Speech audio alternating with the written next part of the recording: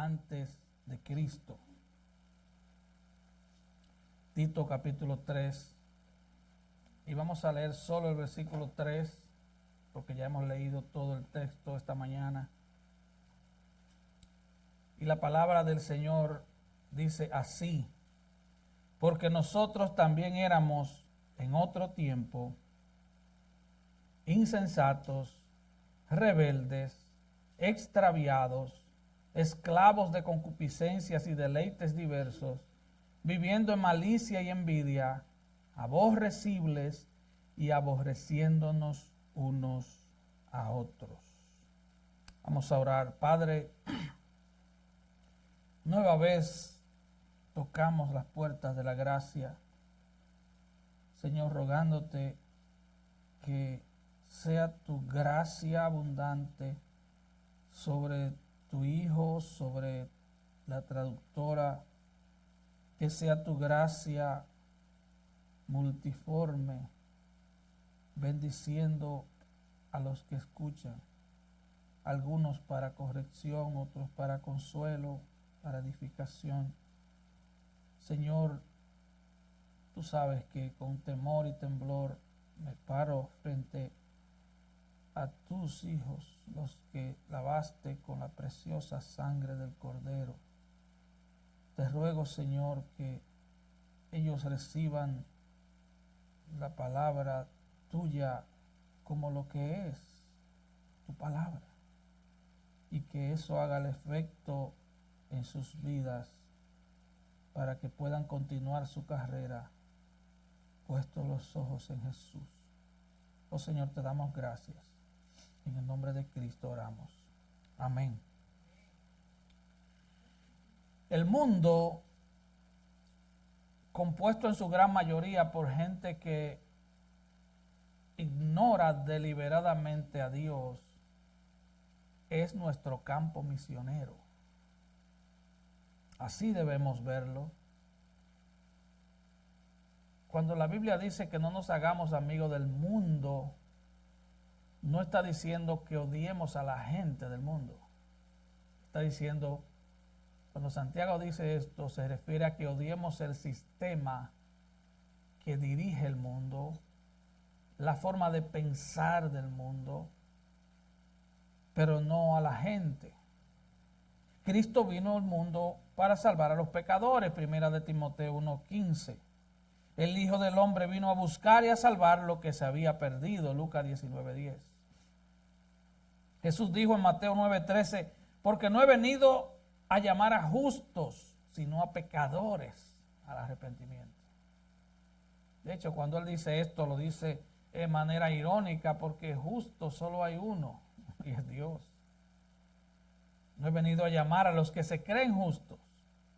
He venido a llamar a pecadores que saben que son pecadores, que saben que les espera la condenación eterna. Y por eso Dios les concede arrepentimiento y los trae a su reino. El pasaje de Tito 3, 1 al 2 que vimos el domingo pasado nos enseña que debemos ser obedientes a la autoridad, a todo gobernante, que debemos tratarlos con respeto, con amabilidad, con mansedumbre, aun si son impíos y perversos. Y la razón claramente está establecida en el versículo 3, que es el objeto de nuestra predicación. ¿Por qué? Hay un porqué ahí. Cuando usted ve que un texto comienza con la palabra ¿por qué?, se está refiriendo a algo que dijo anteriormente. ¿Por qué? Porque nosotros también éramos en otro tiempo insensatos, rebeldes, extraviados, esclavos de concupiscencias y deleites diversos, viviendo en malicia y envidia, aborrecibles, aborreciéndonos unos a otros.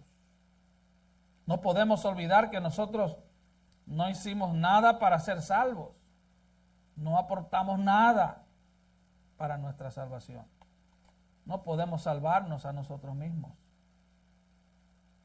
Fue la gracia salvadora de Dios, porque la gracia de Dios se ha manifestado para salvación a todos los hombres, Tito 2:11.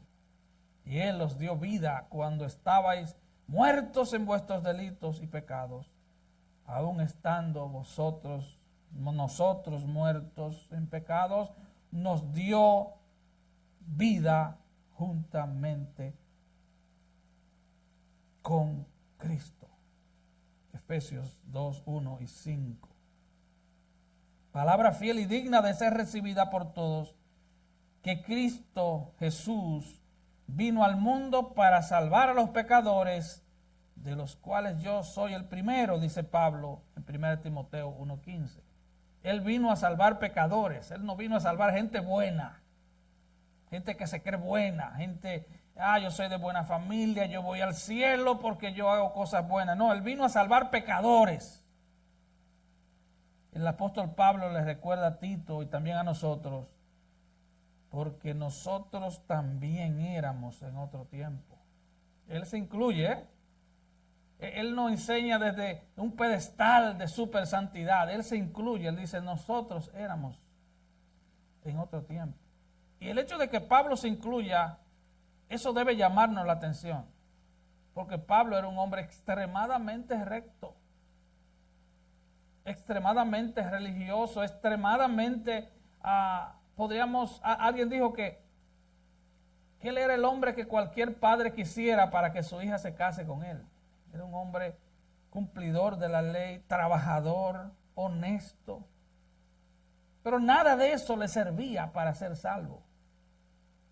Nada de eso sirve para ser salvo. Así que Él se incluye y así comienza nuestro texto. No podemos tratar a los pecadores con desprecio, hermano. No, sino con amabilidad y con mansedumbre, porque nosotros también en otro tiempo éramos eso. Éramos parte de ese grupo. Debemos con mansedumbre corregir a los que se oponen, por si quizás Dios le conceda que se arrepientan para conocer la verdad. Segunda de Timoteo 2:25. En todo escenario, escuche hermano, porque el llamado, la gran comisión es predicar el evangelio a toda criatura. Pero en todo escenario que se nos abra para predicar el evangelio, debemos hacerlo como alguien dijo, yo les predico como un moribundo a otros moribundos.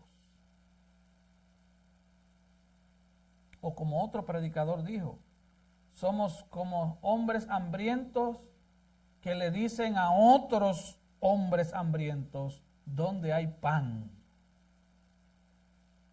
Esa debe ser la actitud. No es la actitud de que, tú eres un desgraciado impío y yo no, yo soy súper santo. Esa no puede ser la actitud. Porque también nosotros éramos en otro tiempo, eso mismo. La predicación del evangelio en bocas y corazones de hombres pecadores salvados por gracia es como un ruego de Dios a otros pecadores.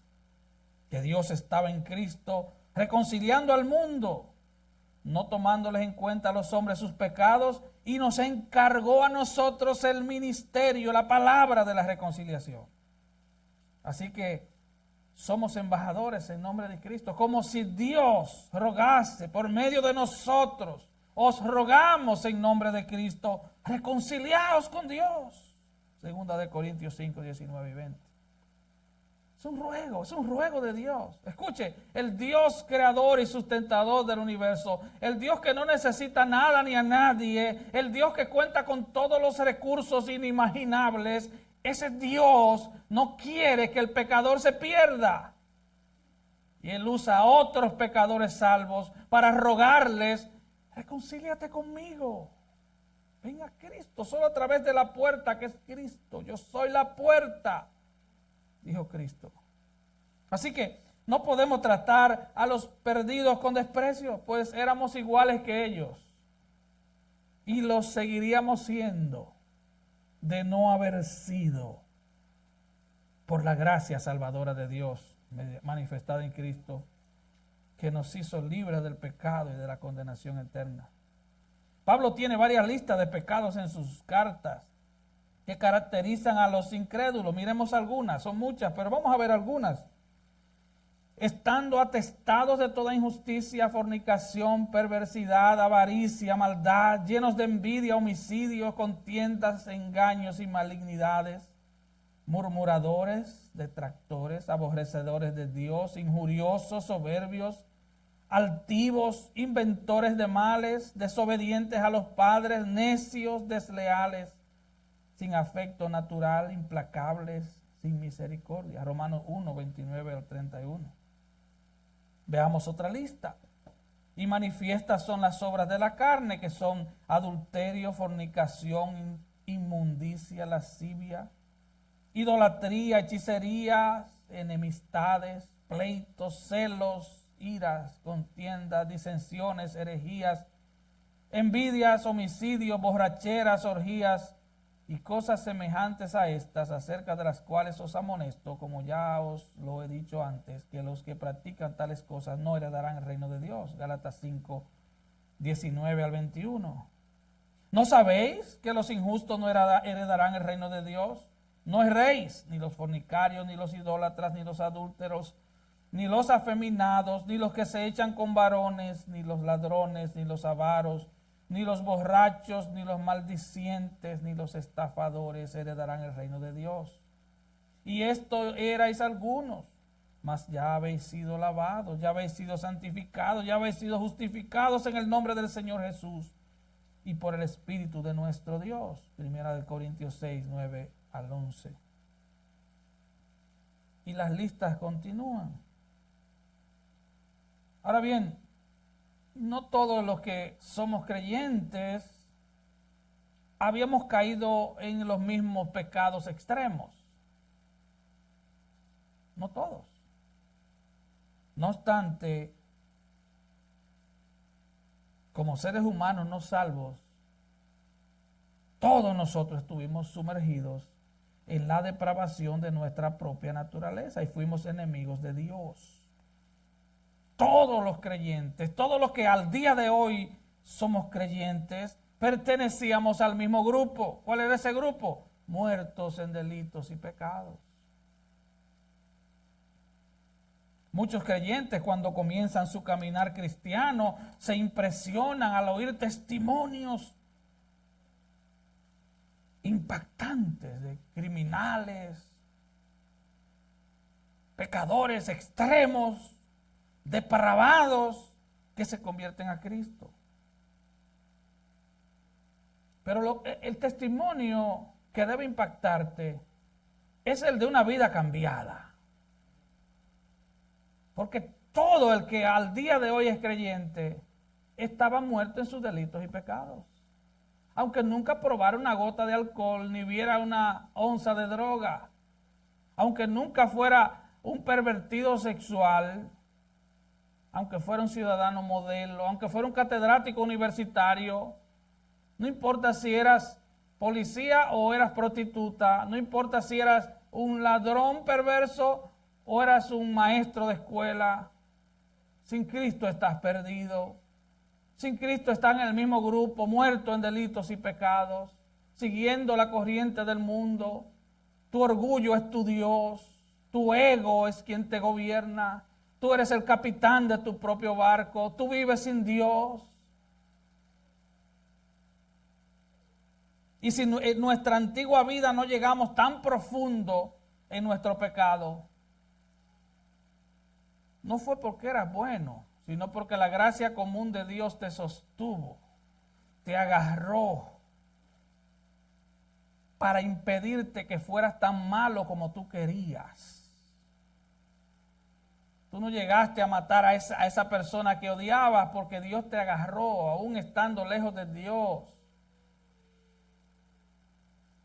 En nuestra avaricia no nos metimos a un banco a robar porque Dios nos agarró. La gracia común de Dios te sostuvo para que no cometieras delitos más perversos. Mientras crecemos en el Señor, odiamos la depravación de la gente y de la sociedad en sentido general. Pero no podemos esperar otra cosa, hermanos. Hay gente que piensa, wow, porque cambió el gobierno, ahora la agenda LGTB va a desaparecer. ¡Qué tontos! El pecado seguirá en aumento. ¿Qué podemos esperar del mundo? ¿Qué podemos esperar del pecador? Que siga inventando nuevas formas de pecado. Lo que debemos hacer es dar testimonio de nuestra vida de piedad delante del mundo y recordar de dónde nos sacó el Señor. Nos va a ayudar a mantenernos humildes. Mantenernos humildes. Pablo nos recuerda 7 vicios de los impíos en este texto. Él dice que nosotros también, de una u otra manera, éramos en otro tiempo. Porque nosotros también éramos en otro tiempo insensatos, rebeldes, extraviados, esclavos de concupiscencia y deleites diversos, viviendo en malicia y envidia, aborrecibles y aborreciéndonos unos a otros. Veamos el primero, insensatos. Nosotros también en otro tiempo éramos insensatos. La palabra insensato significa falta total de entendimiento, de ignorancia completa con relación a un área o de conocimiento en particular. Lo que Pablo está tratando de enseñarnos aquí es que no importa cuán avanzada sea la educación de una persona o cuán altos sean sus logros intelectuales, si esa persona no se rinde ante Dios y confía en Él para ser libertado del pecado, es un insensato con respecto a la verdad más importante de su vida. Tu doctorado no te ayuda para ser salvo. Cuántas letras tenga no te ayuda. Mira cómo Pablo trata a los sabios de su época en la primera carta a los Corintios. ¿Dónde está el sabio? ¿Dónde está el escriba? ¿Dónde está el disputador de este siglo? ¿No ha enloquecido Dios la sabiduría del mundo? Pues ya que en la sabiduría de Dios el mundo no conoció a Dios mediante la sabiduría, agradó a Dios salvar a los creyentes por la locura de la predicación. Porque los judíos piden señales y los griegos buscan sabiduría. Pero nosotros predicamos a Cristo crucificado. ¡Wow! ¡Locura! Dice, para los judíos ciertamente tropezadero y para los gentiles locura.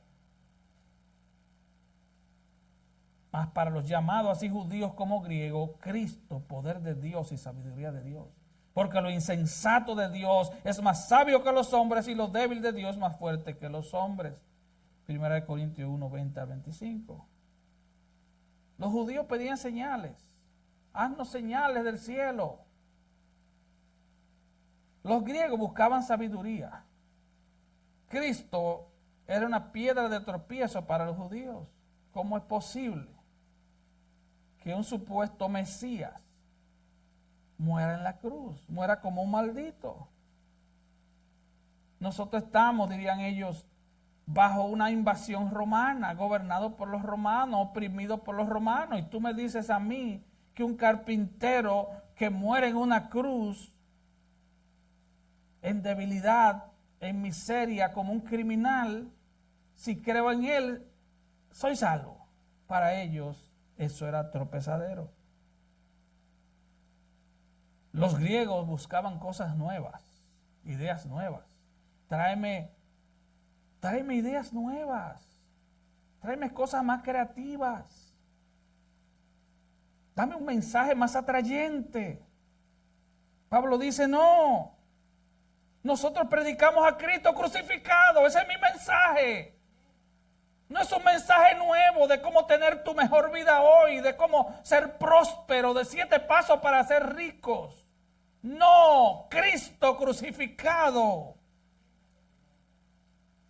Porque aunque para unos es tropezadero y para otros locura, para los llamados, dice judíos como griegos, o sea, boricua, dominicano, colombiano, hondureño, guatemalteco, mexicano, del país que sea, chino, ruso, Cristo, poder de Dios y sabiduría de Dios. El problema de la mayoría de los incrédulos no es su bajo coeficiente intelectual, su IQ. Ese no es el problema.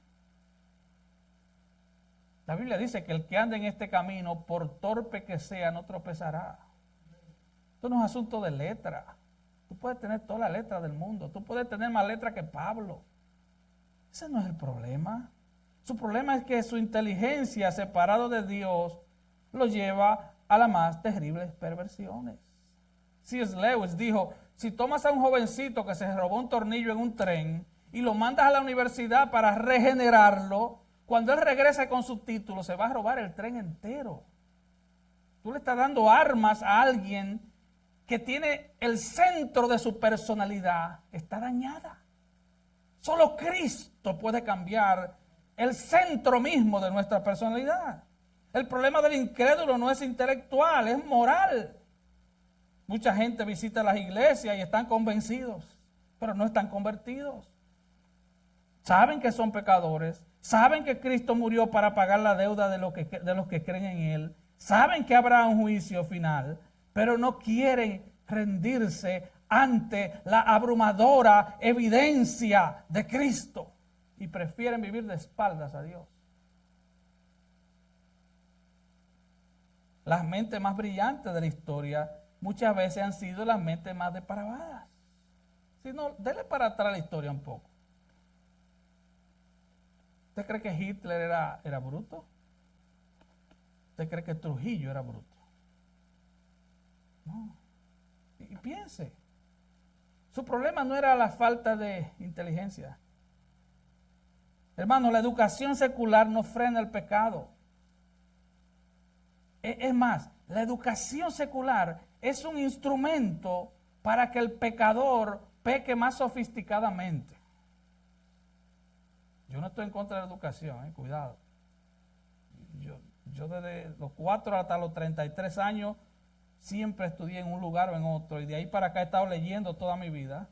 Ese es mi hobby, leer. Pero una educación sin Cristo es una invitación a pecar sofisticadamente.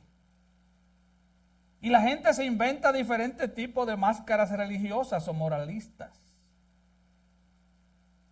Hermanos, solo hay 2 religiones en el mundo. Una que es por gracia y el otro grupo de todas las demás religiones por obras. Y se verán bonitas y ay, qué lindo. Pero todas esas religiones por obras te alejan de Dios, te hacen orgulloso, te hacen pensar que tú puedes llegar al cielo por lo buena gente que eres, te alejan de Dios, te alejan de Cristo, te hacen pensar que no necesitas un Salvador, te hacen pensar que eres una buena persona. No eres una buena persona, el infierno te espera, ven a Cristo. Por más educado que alguien sea, por más religioso que alguien sea, si vive sin esperanza y sin Dios en el mundo, como dice Efesios 2:12, la Biblia lo llama insensato. Pero también define el insensato como alguien que tiene el entendimiento entenebrecido, el entendimiento en tinieblas en cuanto a Dios. ¿Tú crees que puedes vivir sin el gobierno de Dios? ¿Tú crees que puedes vivir la vida cantando el himno del infierno de Frank Sinatra? On my way, a mi manera. ¿Tú crees que puedes vivir así? ¿O no es que yo soy tan inteligente? ¿Que yo soy tan bueno? Tienen el entendimiento entenebrecido, ajenos de la vida de Dios, por la ignorancia que en ellos hay, por la dureza de su corazón. Efesios 4:18. Ese es el versículo bíblico más terrible. Es el estado más terrible de una persona. Creer que puede vivir su vida. Y aún muchos llamados cristianos viven como ateos prácticos. Ellos dicen que creen en Dios, pero Dios no está en su agenda. Dios no está en su agenda. El segundo vicio es rebeldes. Debemos hablarle con mansedumbre y paciencia a los incrédulos, porque nosotros también éramos en otro tiempo rebeldes. Éramos desobedientes y rebeldes. Comenzamos desde niños a rebelarnos contra los padres. A la primera que le queremos dar bofetadas a la mamá. Por ahí comienza todo, porque la necedad está atada al corazón del muchacho. Por eso aconseja Proverbios, mas la vara de la corrección lo librará del Hades. La rebeldía es un pecado atractivo. Fue este pecado que llevó a Adán y a Eva a creerle a la serpiente. Le compraron la mentira que si desobedecían a Dios, ellos serían como Dios. Es la misma mentira que mucha gente, jóvenes, niños y adultos, le compran al diablo hoy. Serás como Dios. Le compraron esa mentira. Si desobedeces, serás como Dios. En una ocasión, en una conferencia, le preguntaron al panel de conferencistas, y ahí estaba R.C. Sproul, él partió con el Señor en 2017, preguntaron, ¿por qué Dios se enojó tanto cuando Adán y Eva solo cometieron un pecado? Y R.C. Sproul se enojó, dijo, what's wrong with you people? Está mal con ustedes. Él desobedeció la única ley que había. Ellos no tenían la Biblia. Ellos no tenían 10 mandamientos. Ellos tenían miles de árboles frutales para comer. Ellos lo tenían todo. Ellos eran los gobernantes de todo. Ellos tenían a su mano todo. Pero Dios les dijo, pero ese árbol no lo toque, punto. No, pero ese es el que yo quiero. Entonces viene la serpiente y le dice, no, muchacho, con que Dios dijo eso, no, hombre. Ve, hazlo. Serás como Dios. Y el pecado le da al pecador la sensación de poder. Estoy a cargo ahora. Pero el pecado paga mal. Porque no paga lo que promete. Paga todo lo contrario. El pecado paga con destrucción y muerte. La paga del pecado es muerte. Y la palabra en el griego es el miserable salario del pecado es muerte. Muerte. Muerte espiritual, muerte física, separación de Dios. El tercer vicio es extraviado. Esta palabra tiene la idea de ser desviado del camino correcto de forma deliberada. A usted no le ha pasado que usted pone el GPS, ¿verdad? Y usted dice, no me gusta por ahí, me voy por aquí. Sobre todo cuando uno viaja un poco lejos. Dice, déjame irme por aquí, yo creo que por aquí llego más fácil. Como que usted sabe más que Google o de la aplicación que sea, entonces usted se da cuenta que usted perdió media hora. Extraviado, usted está extraviado. El objetivo principal de Satanás es llevar a los incrédulos al pecado y a la impiedad cada vez más profundo. Más profundo, más profundo. Es como una adicción. Perdón. Te da un poquito. Es como cuando tú vas a algunas tiendas, ¿verdad? Que te dan a probar unas cositas, ¿verdad? Creo que Sam's hace eso. Pero es para que tú compres. Te dan un poquito. Te dan un poquito de sensualidad en las películas. Solo un poquito. No te va a hacer nada un poco. Pero es para que te guste y lo compres. Te dan un poquito y te lo muestran en una buena envoltura. Pero la idea es que tú seas extraviado. Extraviado. Y si tú no usas los medios de gracia para estar alerta, ese poquito es el anzuelo. Recuerda que tu corazón y el mío son perversos. Ya el diablo no necesita más nada. Ya no necesita más nada. Pablo le dice a Timoteo, mas los malos hombres y los engañadores irán de mal en peor, engañando y siendo engañados. Segundo de Timoteo 3:13. El Señor Jesucristo, hablándole a sus discípulos en Mateo 24, le advierte: porque se levantarán falsos cristos y falsos profetas y harán grandes señales y prodigios, de tal manera que engañarán, si fuere posible, aún a los escogidos. Claro, dice si fuere posible, pero ahí vemos el poder engañador de Satanás, de la serpiente antigua. La tarea de Satanás es mantener a los incrédulos extraviados de la verdad. Mientras más lejos de Cristo, mejor. Y le va plantando ideas. Y esas ideas se van convirtiendo en fortalezas en sus mentes, para que no le alumbre la luz del Evangelio y sean salvos. Una de las estrategias favoritas de Satanás en la iglesia es usar falsos predicadores. Le dan falsas esperanzas a sus oyentes, no los amonestan sobre su vida de pecado y la realidad del infierno que les espera si no se arrepienten. No le hablan de santidad, eso no es atractivo. Ellos quieren gente, quieren mucha gente, porque detrás de mucha gente, con el mensaje atractivo de ellos, sus arcas se llenan. Número 4, esclavo de concupiscencias y deleites diversos.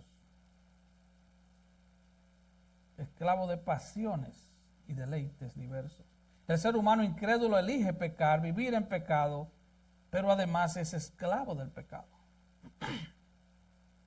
Es esclavo. Pablo les recuerda a los creyentes de Roma que el pecado ya no es su rey, ya no nos gobierna.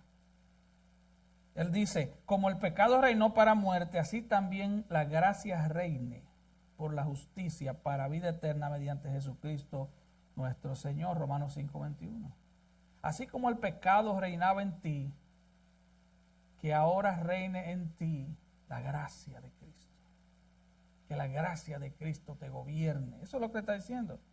Y él dice en el capítulo 6, así también vosotros consideraos muertos al pecado, pero vivos para Dios en Cristo Jesús, Señor nuestro. No reine pues el pecado en vuestro cuerpo mortal, de modo que lo obedezcáis en sus concupiscencias, ni tampoco presentéis vuestros miembros al pecado como instrumentos de iniquidad, sino presentaos vosotros mismos a Dios como vivos entre los muertos, y vuestros miembros a Dios como instrumentos de justicia, porque el pecado no se enseñoreará de vosotros. Romanos 6, 11 y 14. Como cristianos, entonces, debemos evitar toda clase de pecado, debemos evitar exponernos al pecado. O sea, si usted cree que usted es fuerte, tan fuerte en Cristo, que usted puede entrar a todos los lugares, relacionarse con todo el mundo y hacer todo lo que el mundo hace, y usted cree que es tan fuerte, usted es un bebé espiritual. Usted necesita crecer. Crecer. Isaías y yo a veces salimos en bicicleta y yo veo que él se mete en los hoyos. Y yo le dije: no te metas en los hoyos. ¿Qué dice Proverbios? El sabio ve el mal y se aparta. El que no es sabio se mete en los hoyos a ver qué se siente. No, hermano, no juegue con el diablo. No juegue con el pecado. Aléjate de todo, incluso de toda apariencia de pecado. Un creyente maduro se aleja aún de todo lo que aparenta ser pecado. Yo quiero vivir para honrar a mi Dios. Yo no quiero deshonrar a Dios. Yo no quiero ofender a Dios, aun con aquello que aparenta ser pecaminoso. Esa debe ser la actitud de un cristiano maduro. Pero el hombre no regenerado es esclavo de deseos y deleites diversos. Él escoge de manera voluntaria vivir en pecado. Pero además, el pecado gobierna en el centro mismo de su personalidad. Por eso debemos tener compasión de los pecadores. y predicarle de Cristo. Porque el pecador ama el pecado. El pecador tiene el pecado instalado en el centro mismo de su personalidad. Ese pecador necesita, los que saben de computadora podrían decirlo mejor, pero necesita ser reprogramado. Hay un software llamado pecado que hay que desinstalarlo. Exacto. Y entonces ahora la gracia salvadora de Cristo es instalada. Así que el pecador no tiene el deseo ni la capacidad para hacer otra cosa que practicar el pecado. Debemos tener compasión porque el pecador está muerto en delitos y pecados. Ama esa condición. ¿Qué debemos hacer nosotros como creyentes? Predicarle la verdad con amor. Porque nosotros en otro tiempo éramos eso mismo. Hermanos, aparte de la salvación que ofrece Cristo, el incrédulo no tiene otra alternativa que pecar. La palabra concupiscencia es deseo, significa deseo pecaminoso. Mientras que la palabra deleite significa satisfacción pecaminosa. La palabra deleite en griego es hedón, de donde viene la palabra hedonismo. El hedonismo es la búsqueda insaciable de satisfacción individual. El incrédulo es dominado por el deseo de comprar, consumir, deseo sexual desmedido. Solo vive para el entretenimiento, para la comodidad. Solo se trata de yo tener esto, tener aquello, yo quiero esto, yo quiero lo otro. Y no se sacian y siempre quieren algo y algo y algo. Y nunca están satisfechos. Pero nosotros éramos así en otro tiempo. El incrédulo es atraído por las llamadas iglesias sensibles al buscador. Son lugares donde todo es programado para sentir.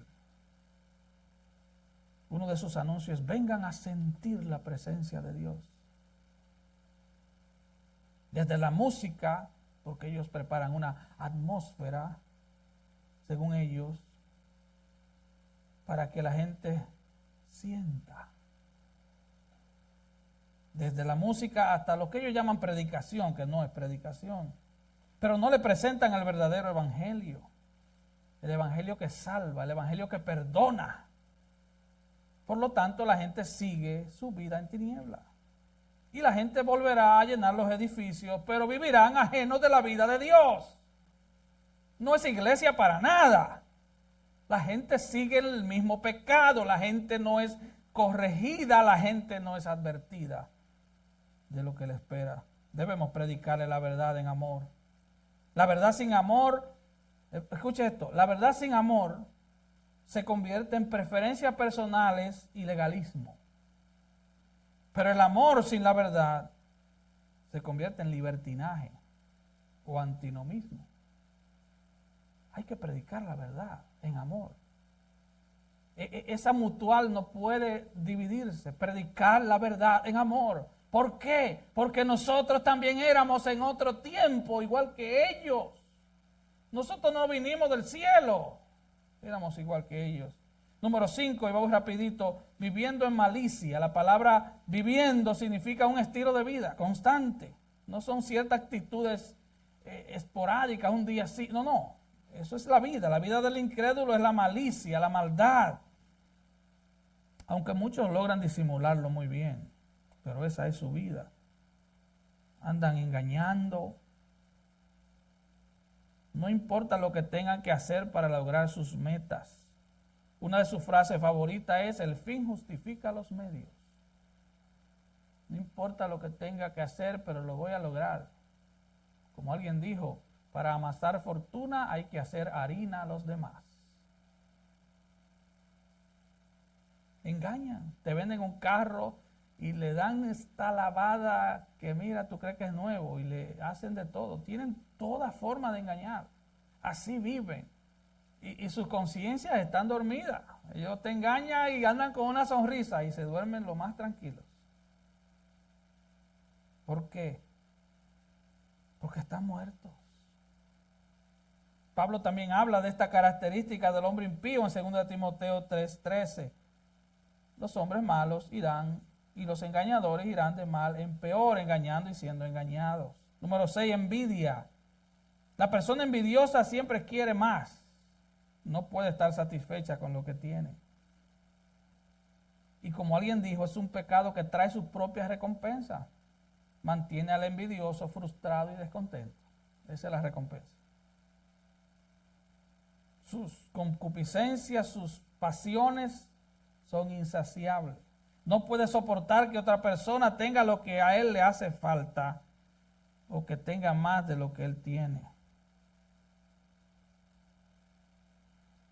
La envidia es hermana gemela de la avaricia. Hay gente que se enoja de tu prosperidad. Te ven que compraste un carro nuevo y en su corazón dice, ¿y por qué yo no puedo tener eso? Yo me lo merezco más que él. Envidia. A los creyentes, mira lo que la Biblia nos manda. Sean vuestras costumbres sin avaricia, contentos con lo que tenéis ahora. ¿Por qué? El autor de Hebreos lo dice, ¿por qué? Porque él dijo, no te desampararé ni te dejaré.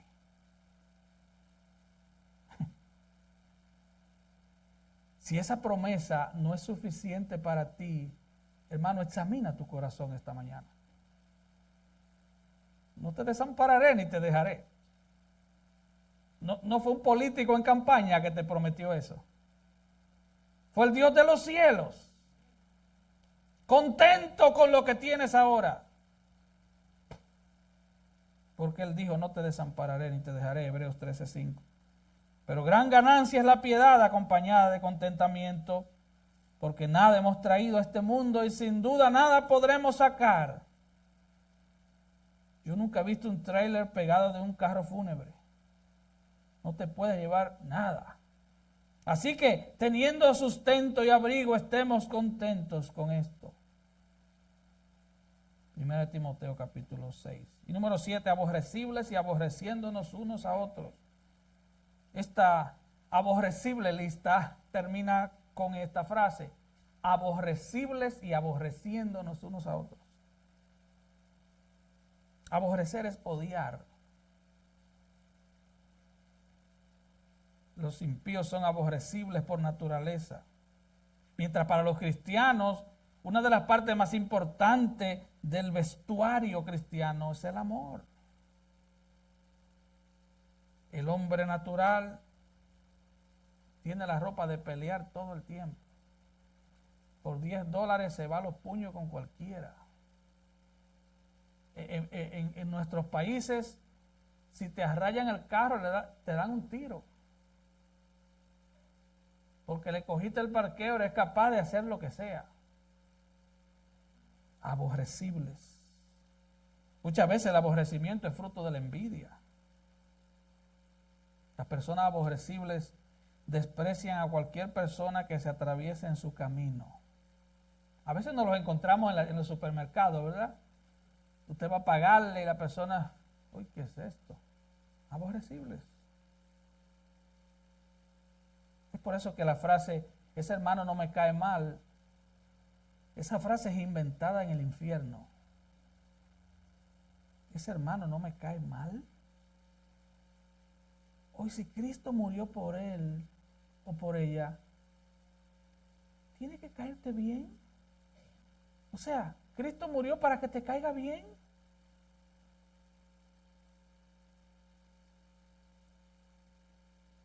El aborrecimiento viene de un corazón descontento, de un corazón ingrato. La ingratitud es como el centro de todo pecado. Muéstrame una persona insatisfecha y yo te mostraré un incrédulo. No está satisfecho con nada. Si la casa es pequeña, se queja porque no hay espacio. Si la casa es grande, se queja porque hay que limpiar mucho. Si la nevera está llena, dice, se van a perder las cosas. Si está vacía, se queja porque no hay nada. Si estás muy flaca, me estoy muriendo. Si estoy muy gorda, parezco obesa. Si el pelo es lacio, se quejan. Si es rizo, se quejan. Si los ojos son marrones, se quejan. Si son verdes, se quejan. Todo es una queja, todo es una insatisfacción. Si la comida no es la que me gusta, me quejo. No sabe dar gracias a Dios. Porque 16,000 niños mueren de hambre todos los días. Y tú no te quejas porque tu papá no te compró el cereal que te gusta. Incrédulo. Estás en esa lista. Mientras los padres se matan trabajando, hoy es día de los padres, pero un verdadero padre se mata trabajando por sus hijos. Eso es un padre. Es uno que se mata trabajando por sus hijos. Pero un hijo ingrato es una desgracia, hermano. Es una desgracia. Lo primero es una desgracia en el reino de Dios. Deshonran a Dios, ofenden a Dios. Número 2, con su actitud impía, le traen dolor a sus padres, sufrimiento a sus padres. Los padres trabajan, pero trabajan como un burro jalando una carreta con un látigo detrás. Porque tiene unos hijos ingratos. Así que, jovencitos, ustedes que están aquí, si tu pecado es la ingratitud, ven a Cristo el Señor. Puedes estar en la iglesia toda la vida. En el edificio, quiero decir. El edificio no te salva. No, el edificio no te salva, solo Cristo te salva. Arrepiéntete de tu pecado para que comiences a ver que Dios te está dando mucho más de lo que mereces. Tú deberías ser uno de esos 16,000 que se murieron hoy y estás vivo. ¿Usted entiende? Ingratitud. Los cristianos podemos decir, como Pablo, he aprendido a contentarme cualquiera que sea mi situación. Sé vivir en abundancia, sé tener escasez, con todo y por todo he sido enseñado, todo lo puedo en Cristo que me fortalece. Y concluyendo, los cristianos odiamos lo que Dios odia. Sí. ¿Puede un cristiano odiar? Sí. Dios odia, hermanos. Dios odia el pecado. Dios odia las agendas que promueven el pecado. Pero debemos recordar que todos nosotros, sin excepción alguna, fuimos en otro tiempo caracterizados, motivados por los mismos pecados que ahora nos repugnan a nosotros. Por lo mismo. Por los mismos pecados. Conscientes de esto, los cristianos debemos procurar, número 1, mortificar de manera intencional, matar el pecado en nuestras vidas. Porque no vamos a poderle predicar a un mundo en pecado si nosotros vivimos en pecado. Número 2, ser humildes y evitar todo sentimiento de odio contra aquellos que están en pecado, aquellos que necesitan la salvación por medio de Jesucristo. Es verdad que hay unos pecados más escandalosos que otros, pero al fin y al cabo todos van al mismo infierno.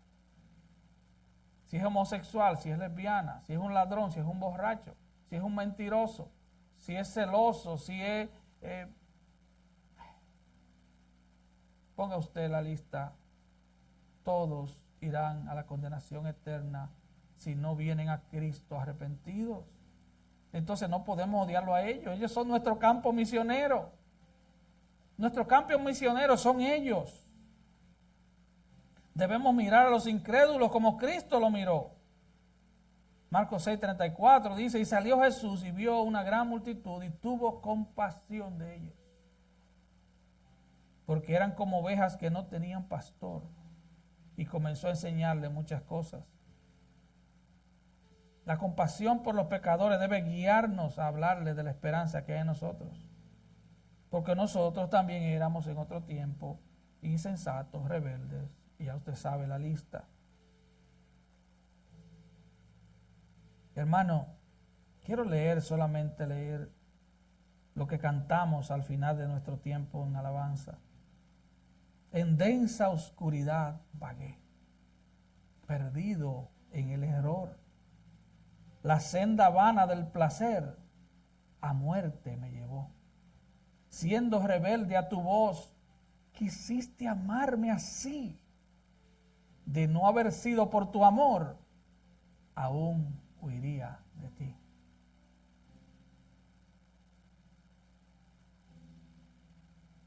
¿Sabe? Muchos de los que están aquí sin Cristo,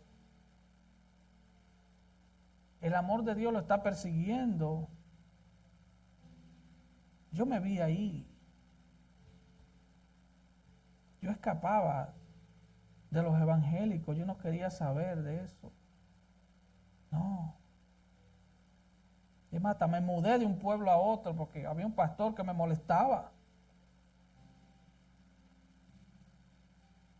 Me fui a 3 horas y pico. Yo le contaba a Mía que allá fueron 2 muchachas y me predicaron a Cristo. Wow. De no haber sido por su amor. Y dice el verso 2, en rumbo a mi perdición, indiferente aún, de mí tuviste compasión, me guiaste a la cruz. Y contemplé tu gran bondad, sufriste tú por mí. Al tú morir en mi lugar, tu gracia recibí. Y este hermoso himno termina diciendo, ahora Señor, tuyo seré y viviré por ti. Tus mandamientos seguiré por tu poder en mí. Usa mi vida, oh Señor, como lo quieras tú, y que sea siempre mi canción. Mi gloria eres tú. Vamos a orar, hermanos. Padre, te damos gracias. Gracias por tu palabra. Oh, gracias por tu gracia.